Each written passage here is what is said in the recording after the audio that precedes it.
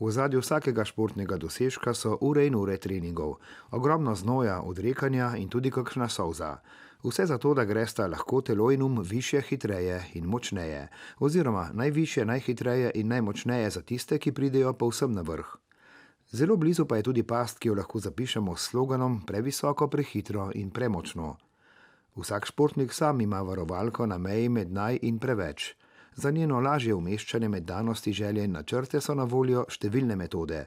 Ena osnovnih so testiranja. Na fakulteti za šport jih je opravila naša ženska članska reprezentanca. Kot veste, se naš inštitut ukvarja s tem že 30 let in imamo, podatke vseh reprezentantov. V okviru tehničnega sektorja na Nogometni zvezi Slovenije pripravljamo model igre ženskih reprezentanc, znotraj tega tudi model igralke. In vsekakor bodo ti rezultati teh igralk nam služili kot veliko pomoč tudi pri pripravi samega modela igralk. Mislim, da je to ena dobra zadeva, ki bo pokazala neko fizično pripravljenost, neke zadeve, na katerih se potem lahko dela v bistvu celo poletje, da smo še boljše pripravljeni na tiste kvalifikacije za svetovno prvenstvo. Mi se tudi v klubu testiramo, imamo teste podobne.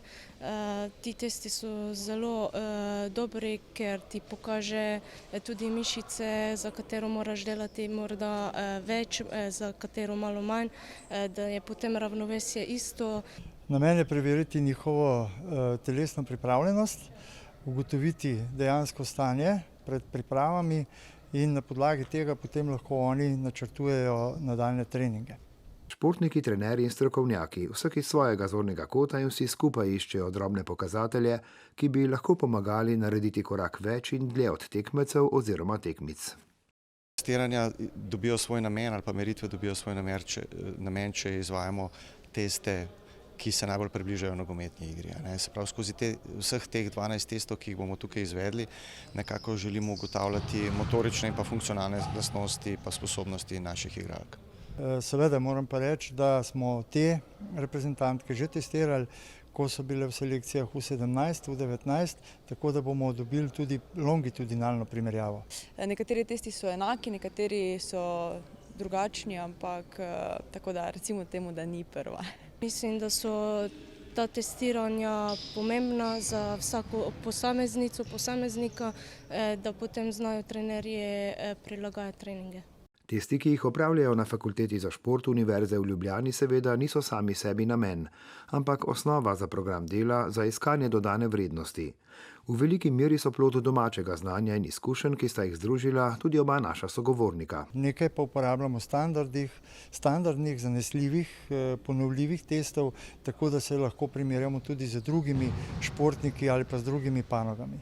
Moje mnenje je, da je povezava športa in pa znanosti danes v vrhunskem športu nujno potrebna in vsekakor, da selektorji lahko iz teh meritev vzamejo najboljše. Vse vrhunske ekipe že imajo taka testiranja in sedaj smo tudi v A reprezentanci začeli s testiranjem, tako da mislim, da smo res na dobri poti. Ti rezultati nam bodo vsekakor služili kot pomoč za primerjavo z rezultati najboljših igralk na svetu in to je tudi naš namen in cilj. V športu že dolgo ni dovolj zgolj in samo garanje. Hektolitri znoja, kri in solze ne dajo optimalnih rezultatov, če niso v pravem ravnovesju in sozvočju s pravilno izrabo športne energije. Vsak ima svoje limite, vsak svoje omejitve. Vsak lahko nekje doda več, drugje manj.